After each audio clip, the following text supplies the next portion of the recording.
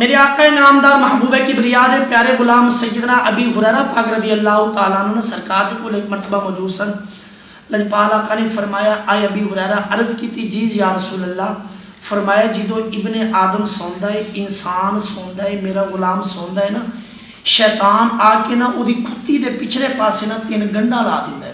استغفر اللہ. اے حدیث مبارکہ بخاری شریف او دی جلد نمبر 1 کے باب التہجد دے اندر نا اے حدیث مبارکہ لجپال آقا دا فرمان سبحان اللہ. او 3 گنڈا بان دیندا ہے.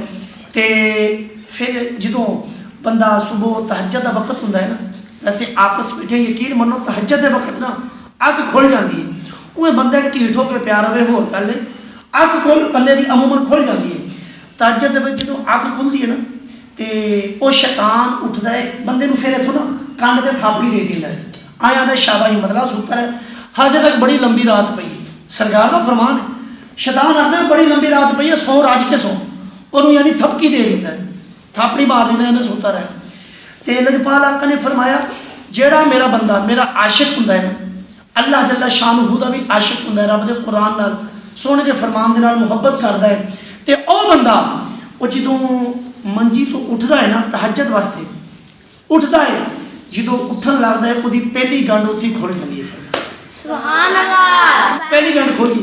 عرض کی تھی سونے دوسری.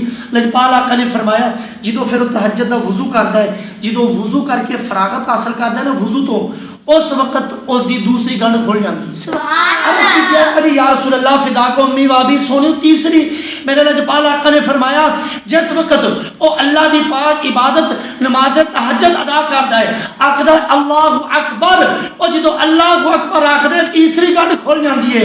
پھر شیطان رولا تے شور تے رون لگ جاتا ہے، آندا ہے بندہ ہن میرے تھوں گیا. اللہ دے بندیوں تہجد دا جڑا وقت ہے او خاص الخاص عبادت دا وقت ہے.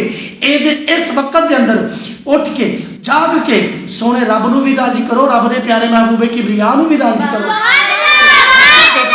تہجد دے وقت جڑے رب دی یاد دے وچ بہائے ہوئے اکھاں دے وچوں آنسو نے نا، جہنم دی جڑی اگ ہے نا، دنیا دا پورا پانی روئے زمین دا کٹھا کر کے سمندراں دا ندیاں نالیاں دا جہنم دے وچ سٹ دتا جاوے نا، ایک کولا بھی نہیں بجھے گا.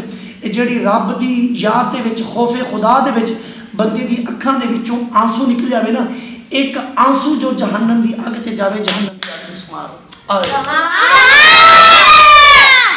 کیسی شان ہے یار.